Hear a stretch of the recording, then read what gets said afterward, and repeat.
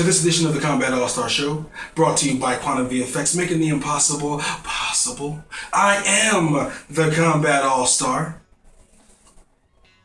And today, before we get into it, I just want to briefly talk about what I talked about last week about the show time.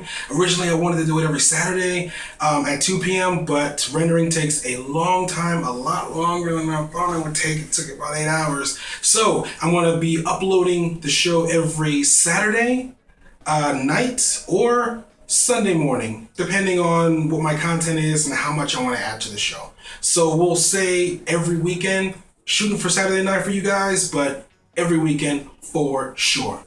Let's talk comic books. All right, so today on comic books, I want to talk about a few things. The first thing I want to talk about is my first impression on the new 52 Lobo. I was fortunate enough to get my hands on it. A friend of mine let me borrow issues 1 and 2. They're just, coming out right now, so they're only up to 2 issues. I read them both, and they're phenomenal. At first, I didn't like it, the first 2 panels, because they were, spoiler alert, they're killing off the original Lobo. So, fight between these 2 Lobos. Apparently, one's younger, one's the one we all know and love. The younger one kills the older one, says he was the original Lobo, and then the story moves forward. Now, in the story, they're going through and explaining the new Lobo's history and the old Lobo's history through flashbacks of their old planet.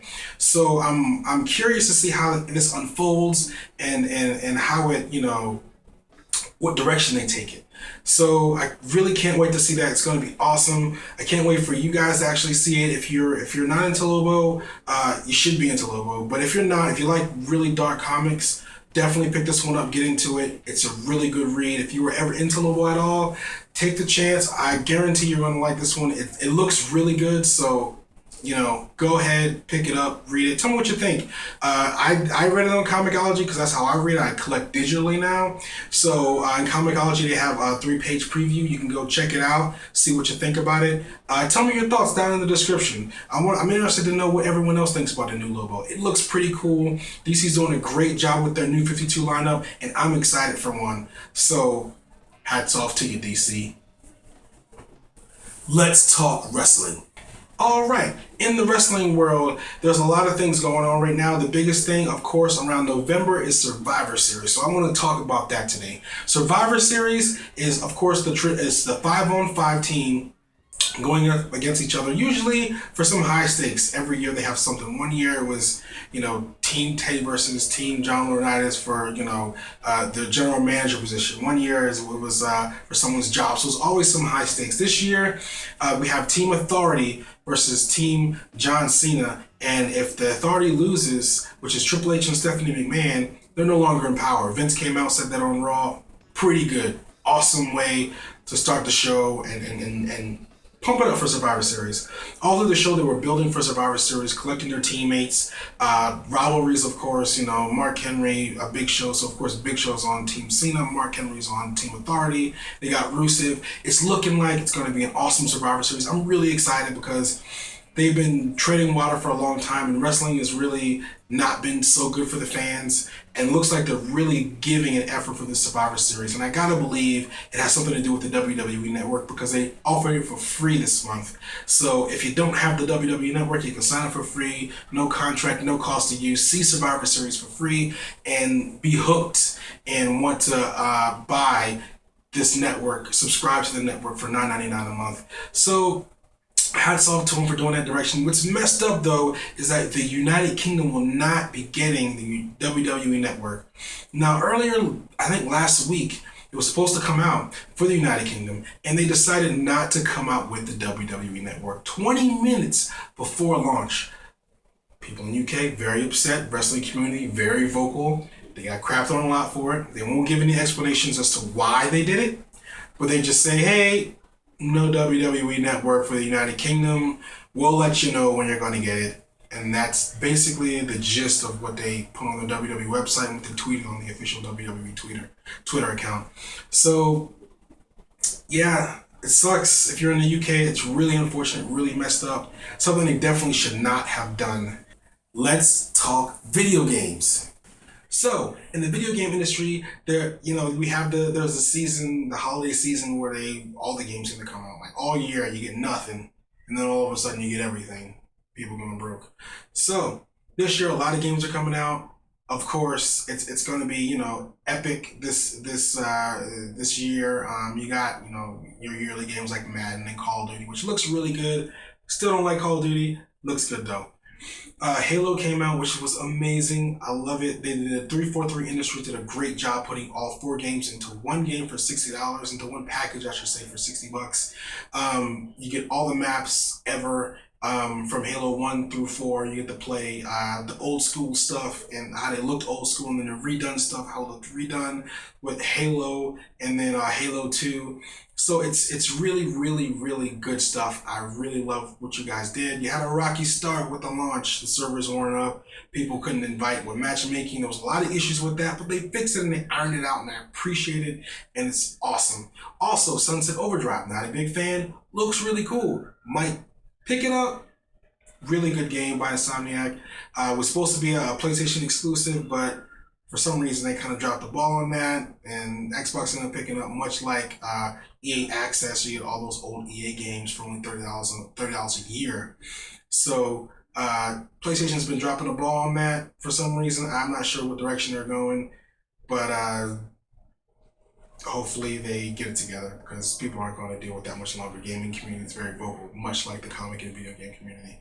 Much like the comic community, and didn't mean to double say video game community. I guess they're so big, man. It's just, But yeah, didn't mean to do that. But yeah, everybody is so vocal about this stuff, especially with the internet in this day and age. So get together, Sony. Also, when it comes to Sony, they're doing I forget, it's called View. I'm not sure if it's Project View or what, but Slash Film reports that Sony is actually coming out with an app called View for PlayStation 4 and PS3, and it's basically to replace cable. And they've already made deals with, I think, about 75 different channels that are going to be running on this View app. It's going to be a lot like Pluto TV, I imagine. They haven't released any screenshots or any betas or anything, so no one knows what the interface looks like. But from what I've read, it's going to be a lot like what you're getting with Dish TV or Xfinity or DirecTV. So look out for that, and it's actually going to be included in the PlayStation Plus membership, which is really cool. So I mean, with all the shows that are coming out on the internet, you got Machinima out there. They just rebranded as a channel.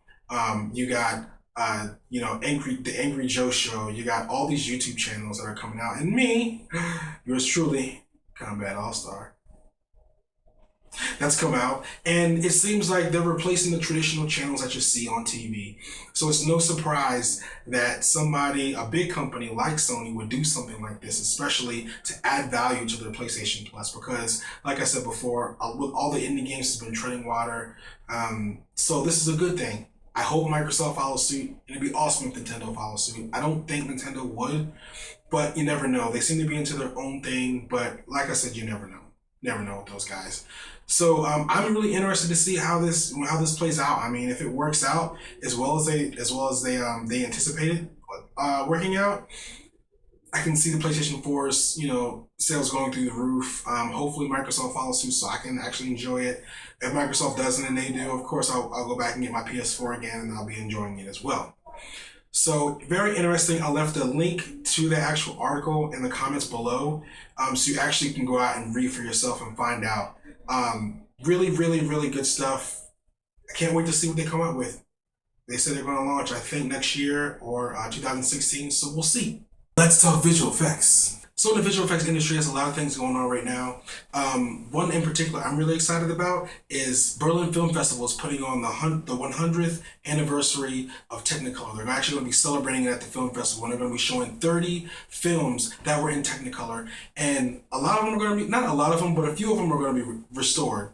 So it'll be really cool to kind of take a glimpse of the past of visual effects and see how we've come along. I mean, we went from black and white to color, to the Millennium Falcon on a string, and how they did lightsabers in the early, Star Wars movies. and then we went to Evil T-1000 in Terminator 2 when ILM actually had to hand paint on the actual film, him coming through the bars because they didn't have the technology yet available to do it how we do it today on computers. So it's just an amazing look back through time to see kind of where we come from. And I think it's awesome that they're doing that. So if you're in Berlin, check it out. If you're not in Berlin, you're in America like me in the States, you can read all about it, view the pictures. I'm going to post an article down below from Variety where you can actually check it out. So it's going to be a great time.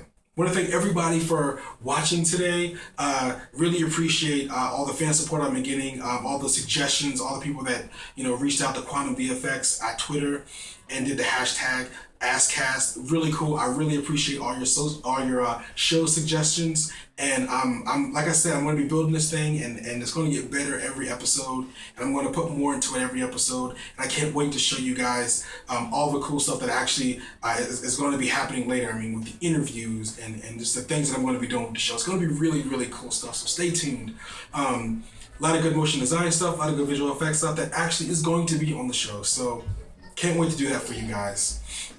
Also, if you want to contact me about the show, look down below. You'll see how to get in touch with me. Again, tweet to Quantum VFX hashtag AskCast. Send me your show suggestions, any questions you have about the show. I'll make them a topic, or I'll improve the show, or I'll talk about it. So anything you guys have for me, let it all out there. Like I said, if you look below my desk here, you'll see everything, all the contact, all the ways to contact me. So again, thank you. Can't wait to see what you guys think of the show. And I will see you next weekend.